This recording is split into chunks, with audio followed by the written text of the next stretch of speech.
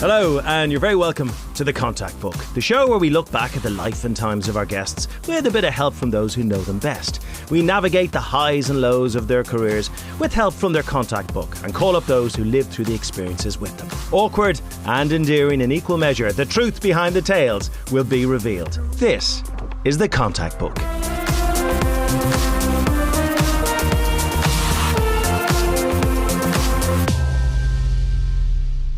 Well, it's great to have your company on The Contact Book. Our guest is arguably Ireland's greatest ever rugby player. In fact, one of the world's greatest. He made 133 test appearances, scoring a record 46 tries. He has had 8 Lions caps and led Ireland to their first Grand Slam, beating England, Scotland, Wales, Italy and France in one season to win the Six Nations for the first time in 61 years, with plenty of European titles to boot. I want to wish you a very, very warm welcome to Brian O'Driscoll. How are you, Brian? Very good, Craig. Thank you. Delighted to be here. How do you feel about handing over your phone? Because you are quite a private guy, but now we have access to your darkest secrets. Pretty nervous. Yeah, I think everyone tends to guard their phone. There's always something in there, isn't there, that someone's not meant to see.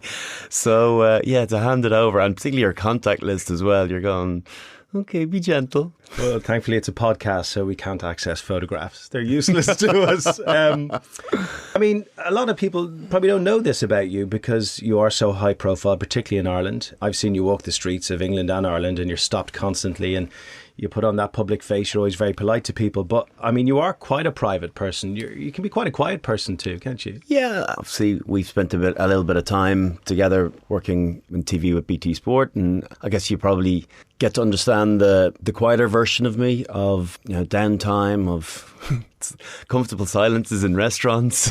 I don't know. I've never been someone to speak for the sake of speaking, and I'm a conversationalist like the next person, but I think there's probably a shyness in there as well, and a contentment of just being in my own space at times. So that could be construed as a bit weird also, but I am a quiet, private person, I would say that, and I certainly enjoy my family time and my quiet time with them. Did you have to learn to become a public person? Was it natural to you?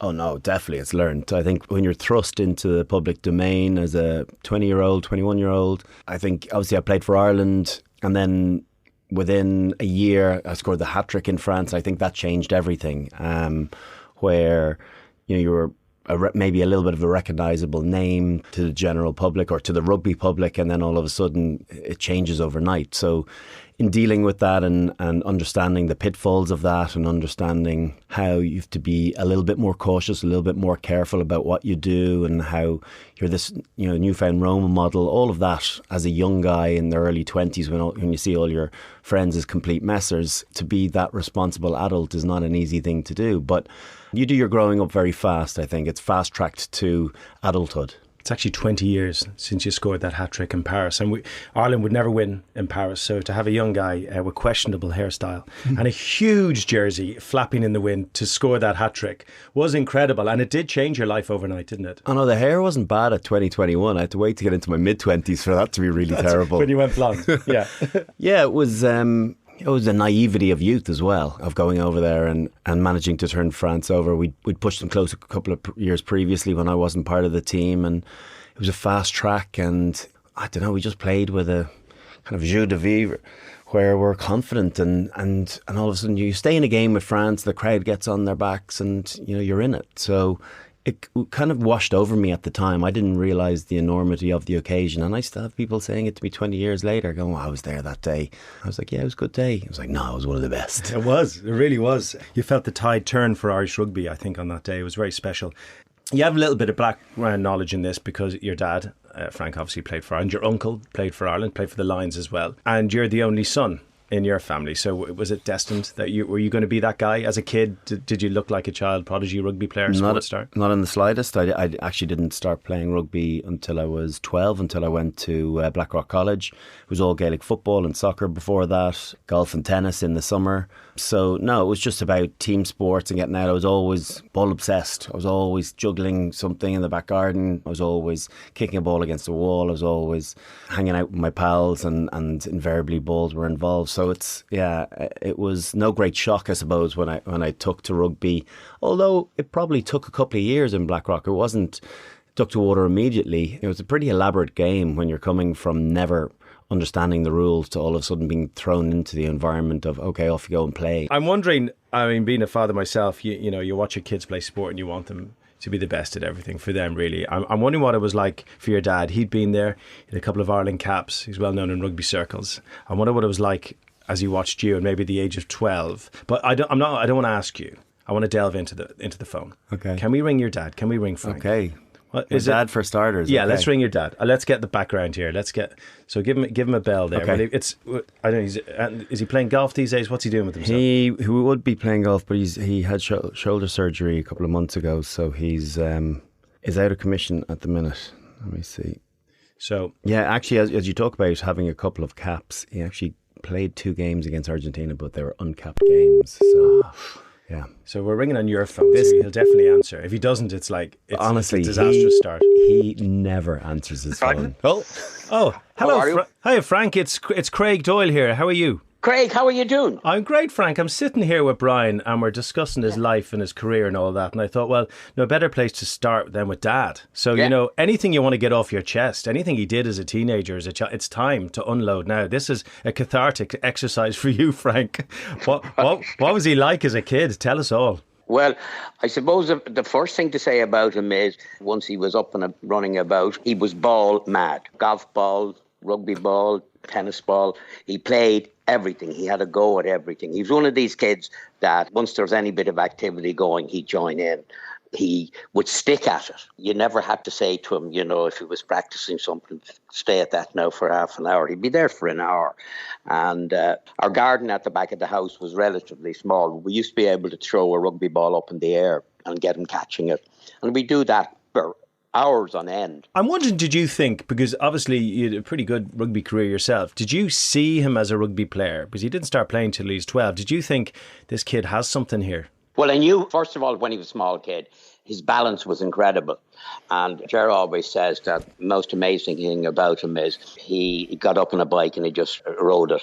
No need for any, what do you call the balancers? Stabilizers, yeah. So we knew immediately that this guy had balance. You'd see him running a lot. Again, you'd see the balance in him. And again, when I said to you, we used to throw balls around the place, the way he would handle a ball or catch a ball and kick a ball was quite obvious that he had something. Frank, what was it like as a dad to watch your son lift that Grand Slam trophy after a 61-year wait? It was the most exhilarating moment for me in all his career. I just thought, this is it now. And following that, I love looking at the picture of Brian and Jack Kyle, the passing on of the baton after so many years. And it's a smashing picture, the late Jack, which we have. Do you remember that as well? Even the night of the Grand Slam as well, we were in the Hilton Hotel in Cardiff and it was rammed, as you would imagine, and no one was getting in anyway. Dad convinced one of the security guys, said, you know, he was my dad and that he wanted to go and see. So they ran up about 5 flights of stairs up to our floor. No one else was getting up there.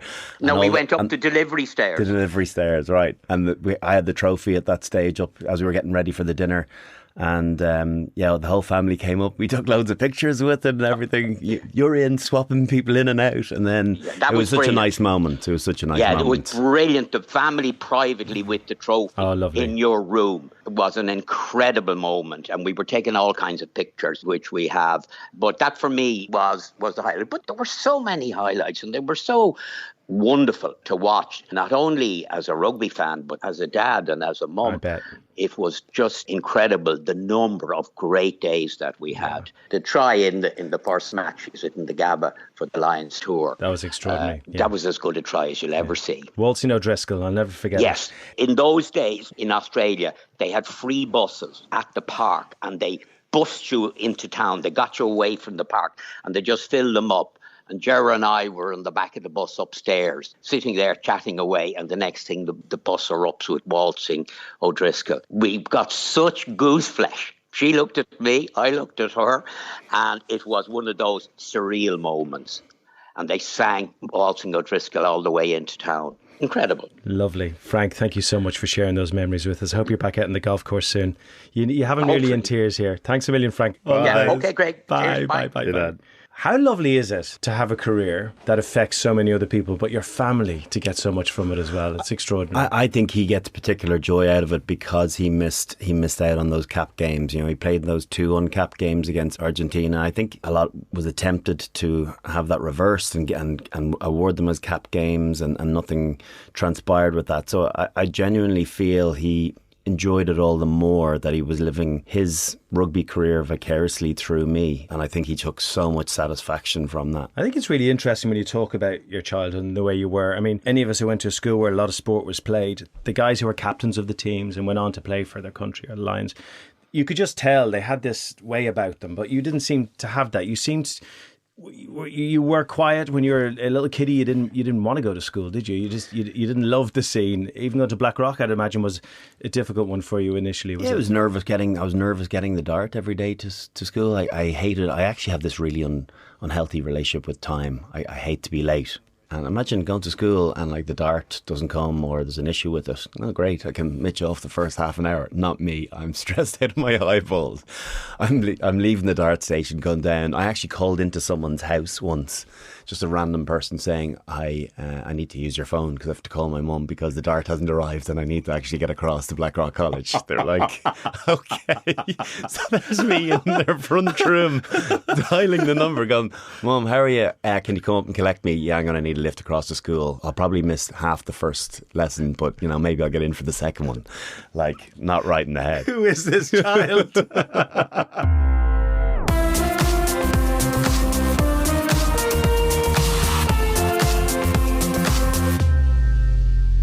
What a lot of people don't know is that the future Ireland captain, future Lions captain, wasn't good enough to get on the first cup team in school. Yeah. Before I get your version of events on this, I think we should talk to the man who actually dealt that blow. Because Alan McGinty is now the headmaster at Blackrock College. He's quite the figure there, been there a long, long time. I know you have his number in your phone because I've seen him text you in the past. So I want you to ring your former headmaster right now, and I want to know what you were really like in school. I know this is an awkward one for you. Are you? Well, it's obviously it's only awkward for me, but hi Alan, lovely to talk to you. Tell us about not picking Brian for the Junior Cup team. Go on, give him a ring. Give him a ring now. He's a very busy man because school's on at the moment. So okay. hopefully he's not in class or shouting at someone. I'm still scared of him. Oh, 100%. Yeah. Do we call him sir still? No. Al, Big Al. No. I'm not brave enough to call him that. No way. Call him that? He will also tell you that I was the worst rugby player to come out of Blackrock College, if that makes you feel any better. Hello? Brian. Alan. Hi, Brian. Alan, how are you? It's Craig Doyle here. We're not discussing my rugby career, Alan. I'm in a studio. Well, that actually would be of more interest. Tell me what Brian was like when he came to Blackrock when he was in school. What kind of character was he? Not as a rugby player, but as a student, as a little human. Believe it or not, he was elected a house captain by his peers in second year. I don't know if he remembers that. I was as shocked as you were, trust me. Yeah, certainly they saw something in him that we hadn't seen as yet. Actually, I used to carry around the photograph would be taken of all the house captains in their group. And I used to carry it around for years afterwards because I used to get an awful lot of slagging. And people certainly post his coming of age, I guess, internationally in Paris when he scored the 3 tries. And I was watching the game at home, and within minutes the phone rings. And of course, a few guys, bit of drink on them, rock guys, friends of mine, say UDF and Aegis, who wouldn't put him on the JCT. So I was carrying this around, and I meet people and they'd ask me about it, and I'd show it. And he was the little fella at the end. He was way smaller than all the others. Impish grin would be something I'd always associate with him. Very pleasant guy, very good mixer, got on well with all the guys. I must spare your blushes now, Brian, but getting on well with people is so important. Being open to people is so important. Listening to people is so important. And, the personality traits that you have, the character that you have from an early stage, which, of course, we would like to think we'd some input, but his fabulous parents had a major input. But he was a very pleasant sort of guy. I don't have any sort of anecdotes where he was being kicked out of class and that. The only one, Kathy Kelleher, Brian, who had you for French in sixth year, tells a story that, she was admonishing you for your lack of work in sixth year. And she said to you that, Brian, you need to get down to the books. If you think you're going to make a living out of this rugby, you're badly mistaken. So that was her view at that time. And a little bit off the map there, I think. It's fair to say you've made a living out of it and continue to make a well-deserved life out of it, because it's a life rather than a living which we want people to have. It's great talking to you, Alan. Thanks for your time. To both of you. All the best. Thanks, Alan. Cheers. Cheerio. Bye. A lot of people listening probably are wondering what's the significance of why is it such a big significance, school and your rugby. But in Ireland, basically these big schools work almost like academies. You're almost a semi-pro player in school, aren't you? And that leads you into for you as Leinster. And I guess that's why we're tapping into that. Once you're in that pathway on a senior cup team, you're playing at a high level, you're playing against fellow internationals possibly in the future.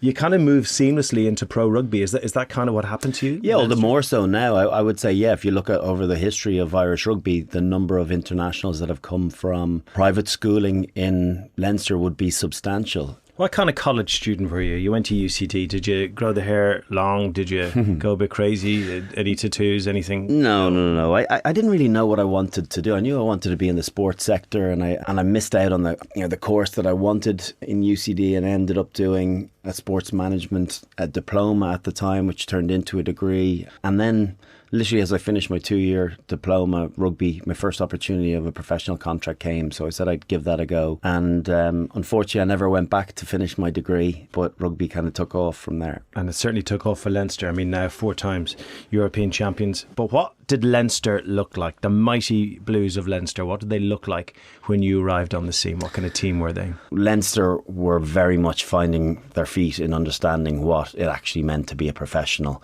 in 99, 2000 when I joined them. Was this the hair? Were you in hair territory at this stage? No, it was a bit. Her hair kind of came in maybe about 2002, 2003. Just giving everyone a pause just to Google Brian O'Driscoll hair.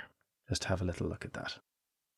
Yeah, bad, isn't it? There you go, the blonde streaks. Things started to change, and I guess Munster doing well probably motivated you. There was a lot of rivalry between the two. You just didn't like each other, did you? No, we didn't, but that kind of built over time, and it kind of really got going after that Celtic League victory. But even going back to 99, I played for the strange situation playing for Ireland before I ever played for Leinster. So I was almost more comfortable in the Irish setup than I was in the provincial setup. So to come back in, and then you have to kind of acquaint yourself to all the Leinster boys, but yet you've got a great footing to come from because you've already been a capped international, and there's a credibility that comes with that. So those first few years of Leinster were definitely steep learning curves and trying to discover what it actually meant to be an everyday rugby player. It's one thing being involved in international rugby weeks, but all the other parts where you don't have games and you're just meant to train and get yourself into peak condition, we were definitely on a steep learning trajectory. And who's guiding you through it? That was Mike Ruddock, was it? So yeah. Mike kind of started the big change, did he? He was the guy, was he? Yeah, well, Mike, I don't exactly know when Mike Ruddock came in. He was definitely coach for a year before I played for Leinster. I'd be really interested to know the scene he stumbled upon when he walked in at Leinster. This is the contact book after all. Okay, you opened up your phone to us. So do you have his number? I don't know why. He's in my phone as Mike Haddock, not Mike Ruddock. Hopefully he answers it. I hope he answers. He's a bit of a guitarist, you know that. He is. His version of Delilah is one of the greats. Hello? Brian, you well? Mike, how are you? Hiya, Mike. It's Craig Doyle here as well with Brian. How are you doing? Craig, yeah, really good, mate. You're in stereo. You too? Good to hear from you. Can you handle us? I don't think so, no. Mike, we're doing this lovely little show here called The Contact Book, and we're talking about the life and times of Brian, and we're kind of pacing our way through his career and all the things he's done. And we're talking about Leinster here, and Brian was singing your praises about you had to knock him into shape. So thanks for taking our call. I'm just wondering what Leinster looked like when you came on the scene, because Brian said it didn't look too professional. No, look, I think the IRFU had probably underestimated the speed of the uptake of the professional game, and a lot of players went over to England. Some of the better players like Conor O'Shea and Malcolm O'Kelly, Eric Miller went off to Leicester. So suddenly it was like starting all over again. It really was like a skeleton staff. It was very unprofessional. Not that I knew anything about professionalism. I'd been an amateur player. I'd been an amateur coach, so I was certainly struggling myself and swimming about in the deep end, really looking for answers. But it was a very different place to what we see now. There was no real budget. There was no live TV. There was no full season of rugby. So the boys would play the interprovincials, then they play in Europe, and then as and when we got knocked out of Europe, they go back to their clubs and play, and that was really the format. So I think 90% of the contracts when I first got there were for part-time players on €7,500 to be a part-time selected player. So that was really the backdrop, I guess. What did you see in Brian? I mean, at that stage, did you think, oh, there's a fella who likes a pint? Or did you think, there's a fella who's going to lead me to trophies? What did you see? A little from column A, a little from column B. No, I'd heard about Brian. The word had started to get around. It was a really exciting young player up in UCD. Now, correct me if I'm wrong here, Brian, but my first recollection of watching you play, I went up to watch UCD, and I think it was the Student World Cup. So that was where I saw you first, and it was my job then to report back to the Leinster branch and then subsequently the IRFU with a list of players I wanted to contract. And I remember putting you down to bring you on board. What did you pay him, Mike? He's on $3 million a year with BT at the moment. What was your first contract with him? I think he was $7,500. Yeah, part-time player. No, I wasn't. Was new. I probably took 10% myself. Sorry about that. Can we rewind the conversation? Yeah. What did I pay you, Brian? I was actually given before, because I was in that unusual position of getting capped before I ended up playing for Leinster. So that's right. I was offered a full-time contract for $25,000. Whoa. I probably put that $7,500 that I had in the back pocket for you into my ferries back and forth to Wales. So that's probably what I did with that. So I do apologise. Mike, what about that time that you tried to put a bit of steel in us by bringing us up to the Rangers in the Dublin Mountains? Lads, bring your golf clubs with you. Yeah. Yeah, that was a bit of crack. Tell us about that. What did you do, Mike? I wrote a letter to all the players saying, listen, lads, you've trained so well pre-season. I'm so proud of the effort you've put in. I tell you what I'm going to do. I'm going to take you all down to the Glenview Hotel where Ireland were based at that time under Warren Gatland. You remember, Brian? Oh, yeah. 5-star hotel, swimming pool. I said, we're going to stay overnight there. We're going to have a game of golf. So bring all your golf equipment, and then we'll have a light run on the Sunday morning in Greystones Rugby Club. So the bus pulled up. The lads all turned up in their ping jackets and all the golf clubs and put them in the bus, and then I drove down and we turned right up over to Blessington Mountain. Victor Costello was ringing the Glenview Hotel and saying, have you got a booking for Leinster Rugby? They said no. He said, what about the Irish Rugby Union? No. And I think it dawned on him that we were going to end up in the mountains. So we ended up there. We got off the bus, and poor old Brian and the lads were faced with the Sergeant Major from the Irish Rangers, who proceeded to beast us all around the field. I was younger then, a bit fitter, so I thought I'd better join in because it's tough enough for the boys anyway. So I was last through the ditch at the side of the field. You might remember, Brian. And you boys picked up all the cow pats and absolutely leathered me in cow pats, which I totally deserved. Well, we were woken up in the middle of the night, right? Sleep deprivation. Can you deal with, can your mind function while only having a couple of hours sleep? But I wasn't fully prepped for it, so my runners had gotten soaked and full of cowpat and whatnot, so I put my golf shoes on for the nighttime event. So I was running through the dark, no glasses either, so literally holding on to the man in front of me in a pair of beautiful FootJoys that were now getting destroyed. Oh, I love it. Oh, Mike, look, thanks so much for reminding us of some of these stories. They're brilliant. Yeah, no worries. It's really good talking to you. You're still playing the guitar, I hope, Mike? Yeah, I'm still having to go, mate. Good man. So still the band, as you know, called Take This. We're pretty famous. Great talking to you, Mike. All the best. Thanks for joining us on the contact Cheers. list. Good to speak to you. Thanks for the recollections, boys, and you stay safe. Talk soon. Bye. Tell me what it was like to finally win a European Cup, because Ulster had done it, Munster had done it, and it was a long wait for Leinster and a huge monkey off your back. Yeah, it was. It was massively important. I decided to commit to the club. We'd had a really turbulent mid-2000s where we'd 4 coaches in 4 years, Michael Cheika being the 4th. And I said to him in his first year, I said, listen, I'm going to give this 1 year. And if it doesn't look as though we're going in the right direction, I can't stay around. I've got to try and go and win some silverware. And we're a long way away from that at the moment. So we said, fair enough. And he made me captain of the team.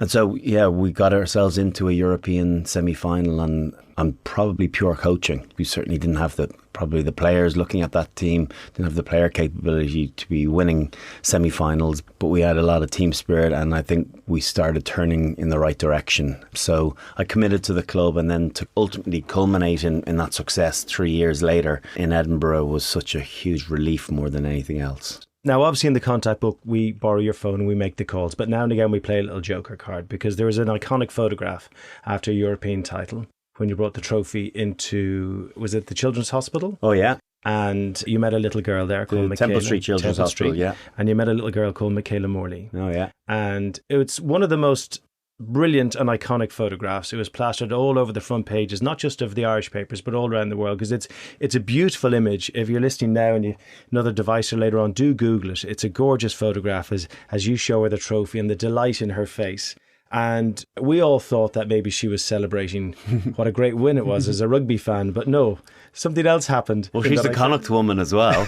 So what was actually happening in the photograph? I think she was on dialysis at the time, and we were in, visiting as teams, sometimes do with trophies, just to bring a bit of respite to the staff and to the patients and just lighten the mood even for a few hours on a day, get some pictures. And anyway, I arrived into dialysis, and she was there, and she's a most happy-go-lucky little girl. She's a really, really special little person, is Michaela, and I've subsequently gotten to know her quite well, and she continues doing great work for Temple Street Children's Hospital. But I literally just decided we'd have a game of basketball.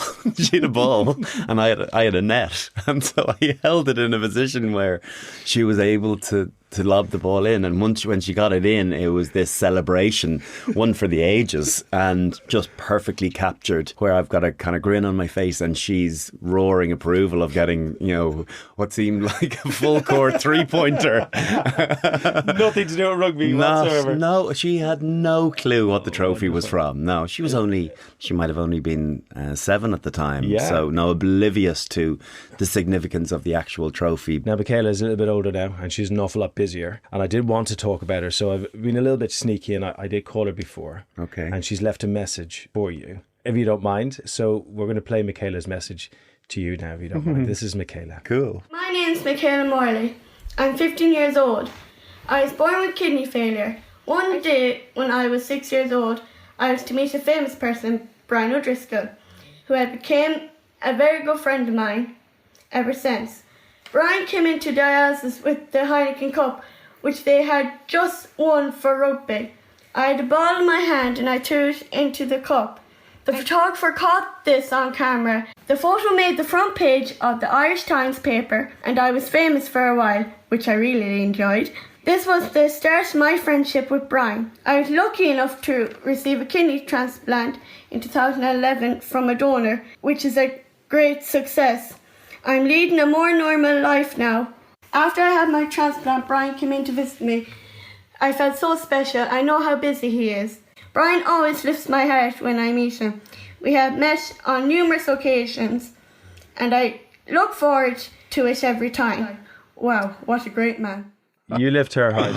She lifts yours too, right? Oh gosh, that's so good for the soul. It's a lovely story. I really love that story. Your dad already spoke about winning the Grand Slam with Ireland, so we've spoken about that. We're going to speak about the Lions in a moment, but I want to talk to you about life after rugby and being in the spotlight and the responsibility, even when you're not playing for Ireland and when your rugby playing career is over, the responsibility of being who you were as a player and who you are now as this kind of famous Irish person. Everything you say is picked up upon, quoted in the papers constantly. You recently announced that you're going to have a baby, yourself and Amy, your third baby. It's all over the papers. How do you deal with that spotlight and that responsibility? I think post-retirement I was a little bit torn, because straight away you want to break away from the constraints of team involvement, and particularly being a captain or a senior leader within the team, where you can't always be brutally honest the way you want to be. I think it's probably something in my personality that I'm a straight talker, but yet within a team environment, you have to speak on behalf of everyone. And sometimes it's a bit vanilla, sometimes it's a bit bland, but that's what's necessitated. So when you leave and all of a sudden you're an individual, there's a real freedom that comes with that. There's also a nervousness that comes with that, where there's no safety net of a team to fall back on, no PR development officer there to be able to refute some of the things that you might have said or taken out of context. It's just you. So it's a bit of a catch-22, but I really quite liked being able to go and speak my mind, and I guess social media allows you to do that, but I think you always have to be vigilant that there are eyes on you, and everyone's capable of being a journalist or capturing a picture that mightn't be favourable. Never was that more apparent since your retirement than when you made the wonderful documentary Shoulder to Shoulder. Ireland, of course, was part of Britain until the early 1920s. A treaty was signed when 26 of the counties became a republic, and 6 counties up in Northern Ireland remained part of the union with the United Kingdom. And obviously we all know about the troubles in Northern Ireland over the years, but the rugby team always represented the entire island. So you had Unionists who were loyal to the Crown and Republicans who wanted to be a free state playing alongside each other. It's an extraordinary story, and we can see that in the documentary, but it also means that some of the symbols are quite strong. And as part of that documentary, you went up to the Orange March, which is a big day out for Unionists, loyalists to the Crown up in Northern Ireland, where they celebrate moments of Unionist history, and they wear bowler hats and they wear orange sashes and they sing songs and they bang drums. And one of the drums is a Lambeg drum.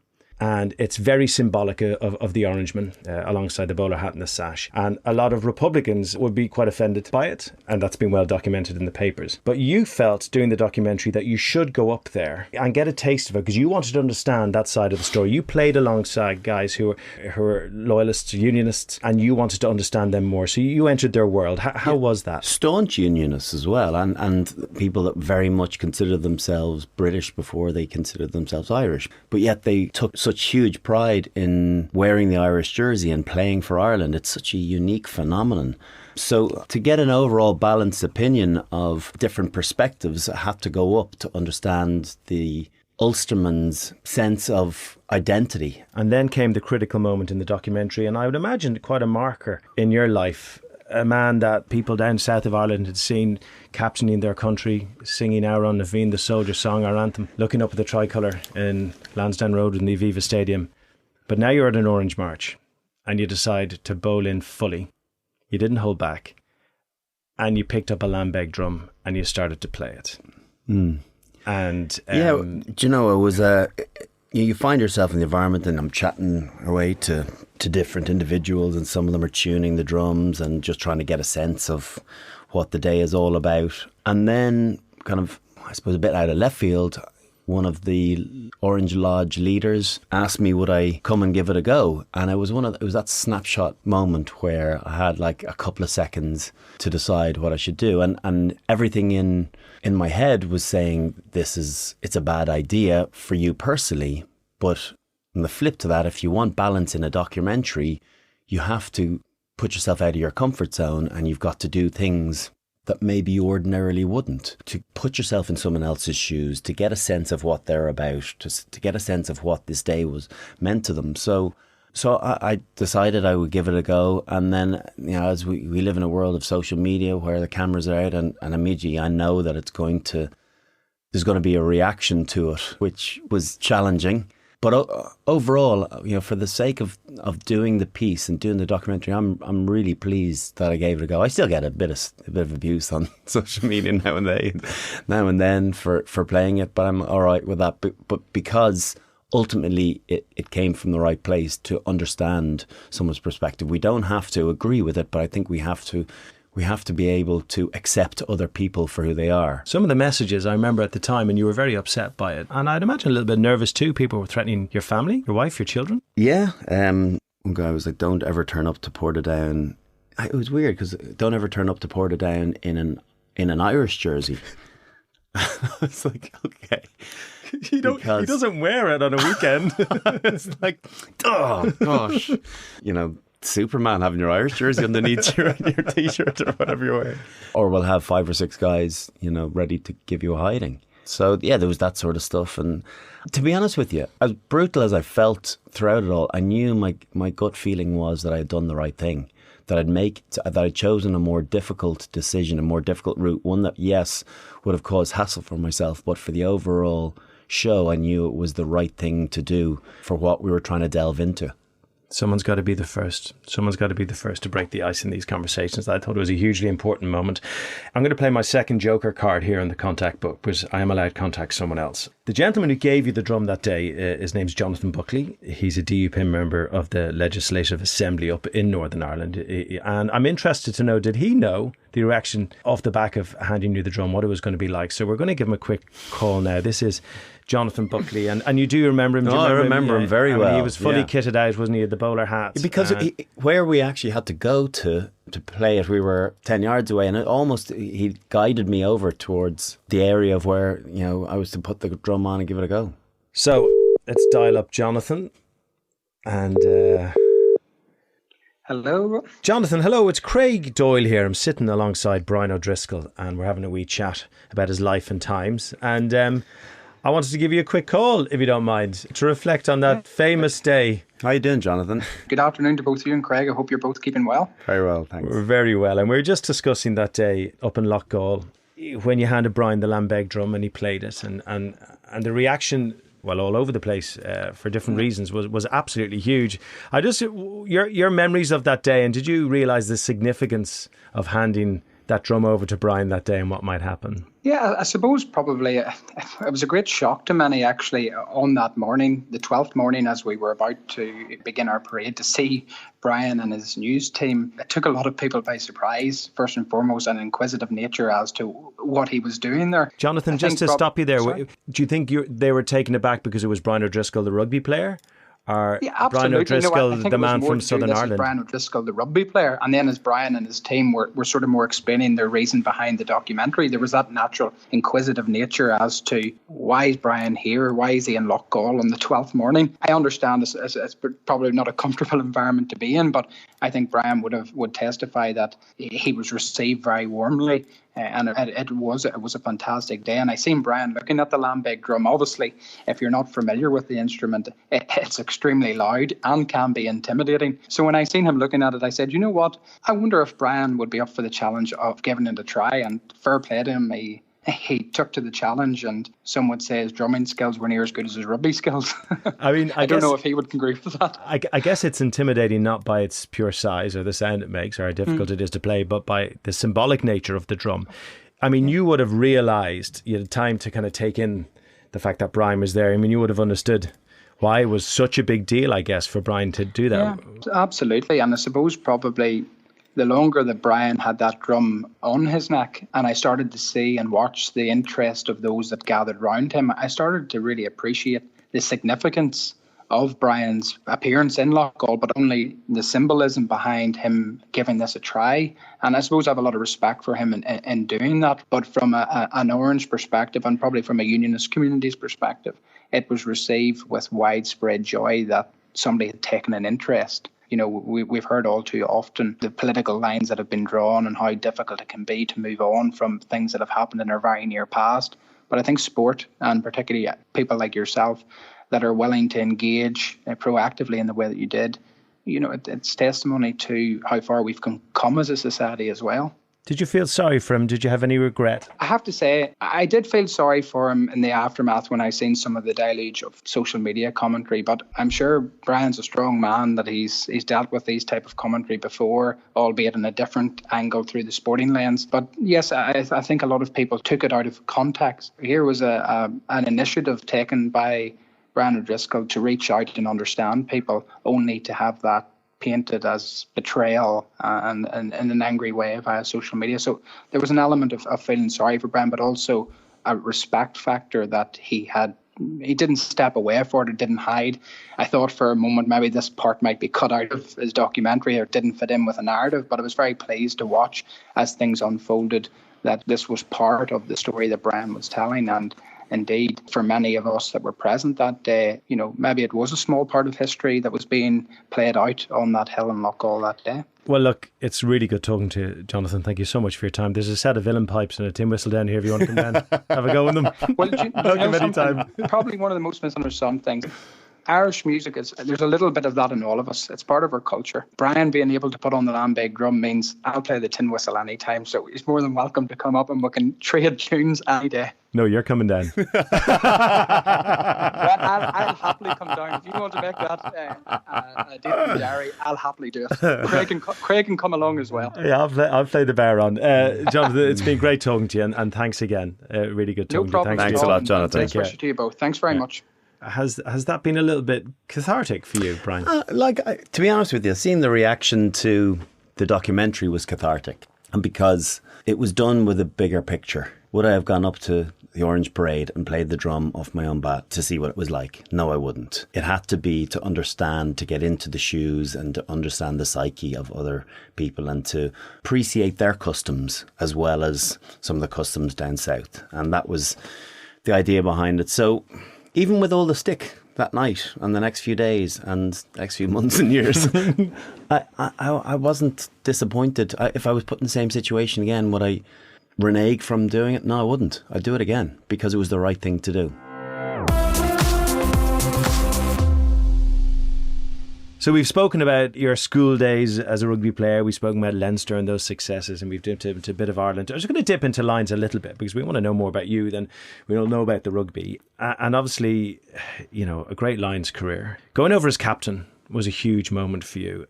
But the moment that Tano Manga and Kevin Mialamu tip-tackled you, and that was it. It was the first test, and it was your Lions series over as captain. Just talk us through that moment and when you knew. Did you know the minute you hit the ground it was done, and how was it? No, because I think you get these sharp blasts of pain at different times, and you usually know within kind of 5 or 10 seconds whether they subside or whether they remain. And I'm lucky that I haven't had too many of those circumstances where immediately I knew I was in trouble. Obviously landed on my shoulder and I could feel the pain, and I'm kind of waiting.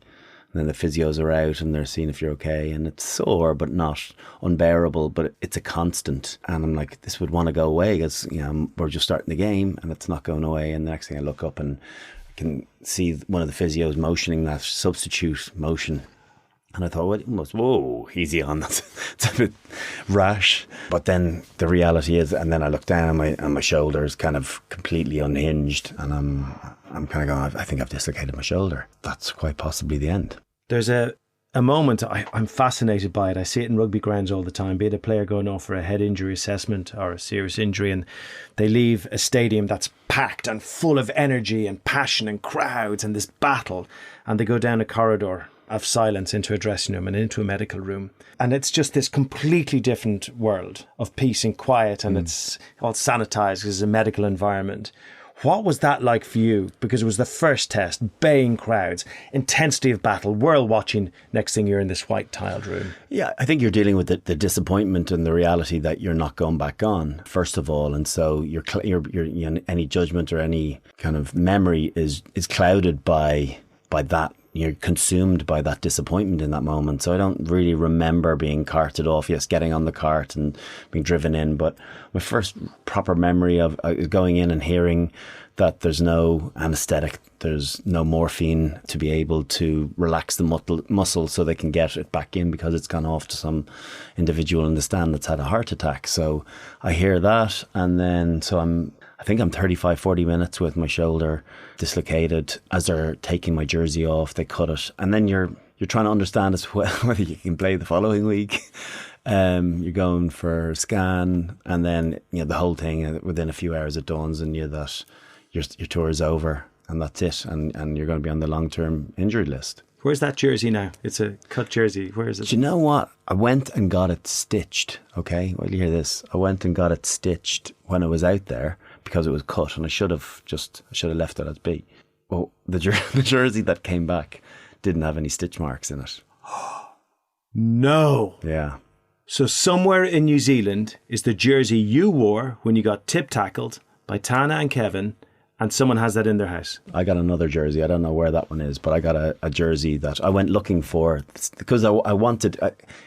I didn't know what I was going to do with it, but I wanted it to be stuck back together. But when it came back to me, there was no mark. And I obviously only wore one jersey that day. You get 2 jerseys, but I only wore one jersey, so there was no difference between my two. Okay. And it was 13, and it was fully embroidered as well. Friends around the world, particularly New Zealand, whatever sports bar you're in this weekend, I want you to look at the Lions jerseys on the wall. If there's a Brian O'Driscoll one, if you're in a friend's house and they've got a Lions jersey on the wall, I want you to look at it very, very closely. And Brian, I want you to describe where the cut was made. Where's the stitching? Is it around the shoulder? Right hand shoulder, I presume neck through to the sleeve. That's what have allowed them to peel it back. So okay.